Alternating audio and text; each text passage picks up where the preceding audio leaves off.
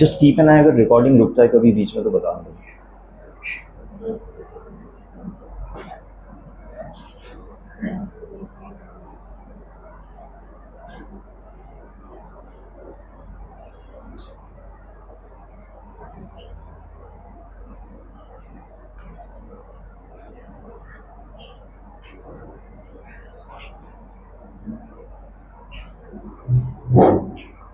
आप लोगों ने मॉड्यूलस फंक्शन पढ़ा है क्या कभी? मॉड दो डंडी, अच्छा मैंने अच्छा ओके, क्लास में बताया था क्या मैंने? फाउंडेशन में सब कुछ पॉजिटिव कर देता है, ओके ठीक है।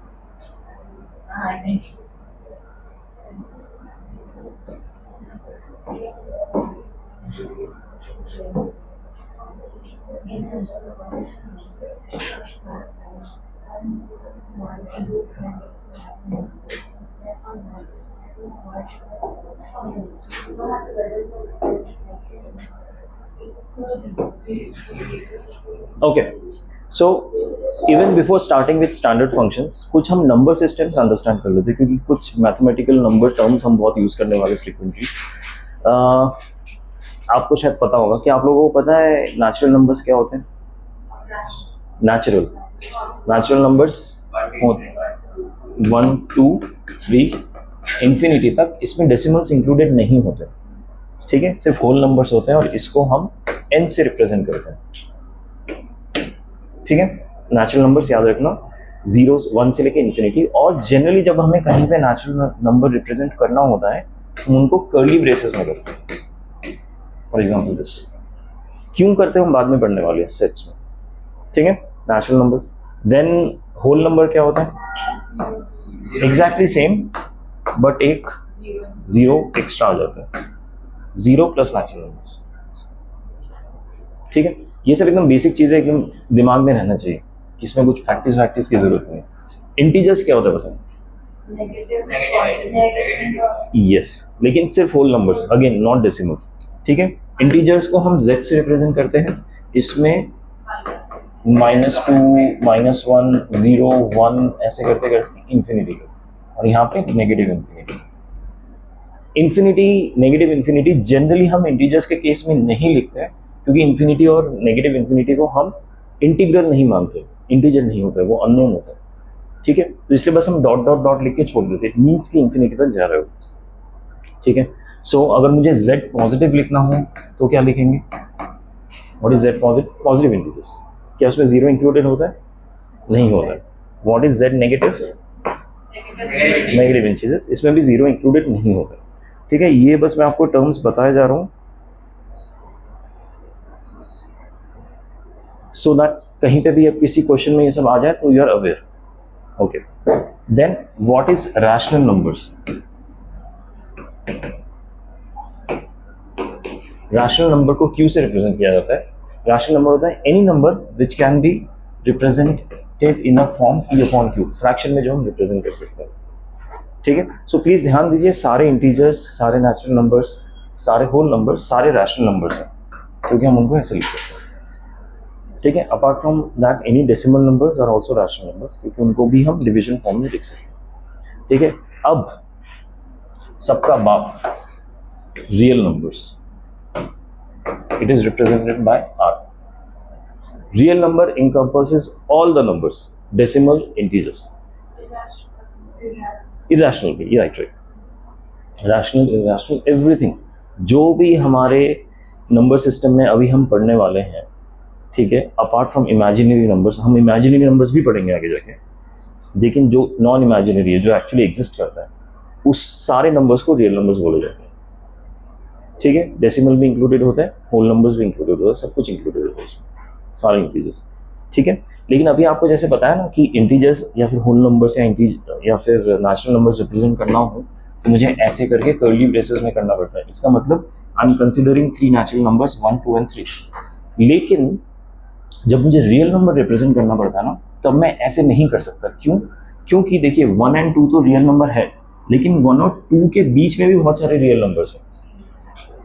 1.2 हो गया, 1.3 हो गया, 1.99 हो गया, कितने भी डेसिमल तक जा सकते हैं। तो क्या आप बता सकते हो 1 और 2 के बीच में कितने रियल नंबर्स हैं?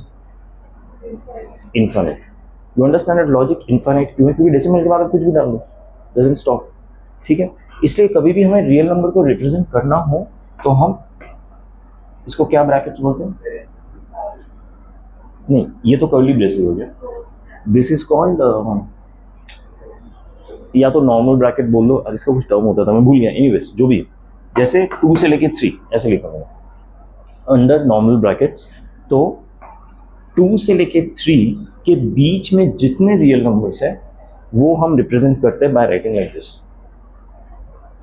ठीक है, नॉर्मल ब्रैकेट्स यूज करके। लेकिन इसमें हम स्क्वायर ब्रैकेट से भी ये साथ लिख सकते हैं, 2 और 3 ऐसे भी लिख सकते हैं।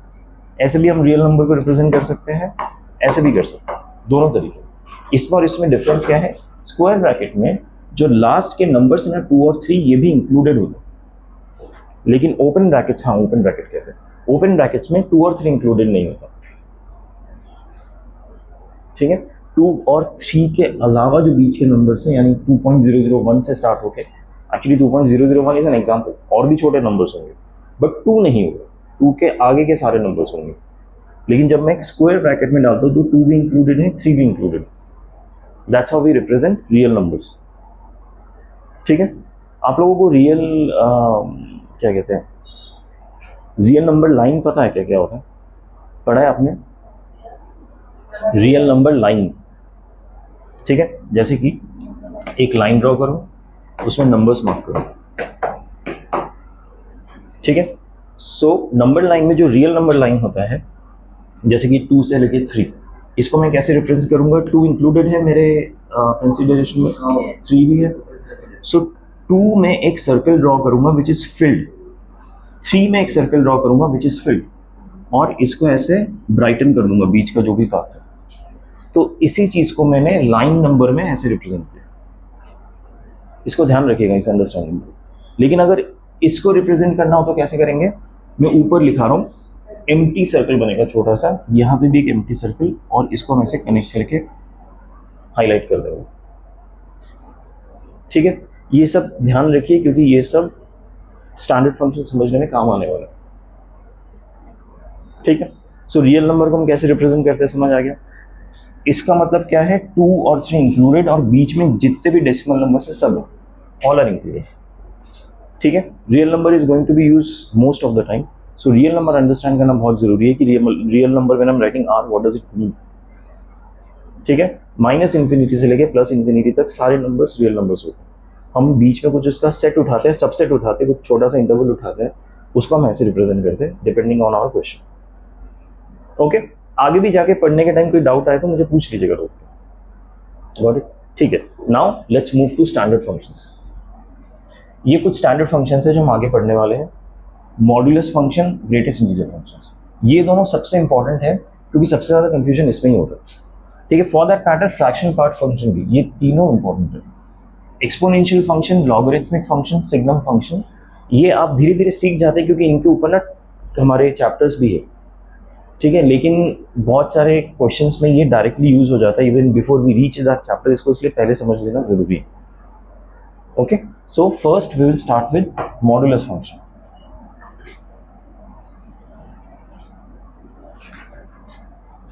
देखिए, पीडीएफ में जो लिखा है मैं बस टॉपिक देख के अपने हिसाब से पढ़ा रहा हूँ।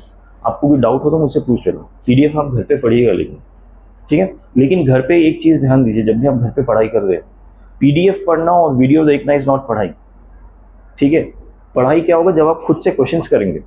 ये नहीं कह सकते कि मैं तो घर जाके पीडीएफ वीडियो देख लिया तो मैंने पढ़ लिया 1 घंटा। नहीं, that is just for reference. Similarly जो पीडीएफ का वीडियो है वो भी रेफरेंस है, दैट्स नॉट एक्चुअल पढ़ाई। उसको अपने वो 2 घंटे में गिन लेना कि 1 घंटा बैठ के मैं वीडियो देख रहा हूँ। ठीक है, just letting you know. Okay, modulus function क्या होता है? कोई भी नंबर मान लो कि 2 है, उसके आसपास हम दो लंबी डंडी लिखते हैं, इसको ही कहते हैं मॉड्यूलस फंक्शन। ये डंडी, ये काम कैसे करता है? What is the function of this 2 bars? ये इसके अंदर जो भी नंबर होगा ना इन 2 बार्स के अंदर, उसको ये पॉजिटिव में चेंज कर देता है। ठीक है, that is what modulus function is. Okay, अब टेक्निकली कैसे सीखा जाता है इसको, कि मान लीजिए मेरे पास एक वेरिएबल है, यहाँ पे तो नोन नंबर है, यहाँ पे मेरे पास अननोन नंबर है, मुझे पता नहीं कि नंबर पॉजिटिव है कि नेगेटिव है। ठीक है, तो इसमें 2 केसेस बन जाते हैं कि मान लीजिए कि x पॉजिटिव है, यानी x is greater than equal to 0 भी मान लेता हूँ, 0 को भी मैं पॉजिटिव के साथ बिहेवियर में कंसिडर कर ले रहा हूँ। अगर ये पॉजिटिव नंबर है तो x जो है वो x ही रह जाएगा, कुछ चेंज नहीं करना होगा। 2 है तो 2 ही रहेगा।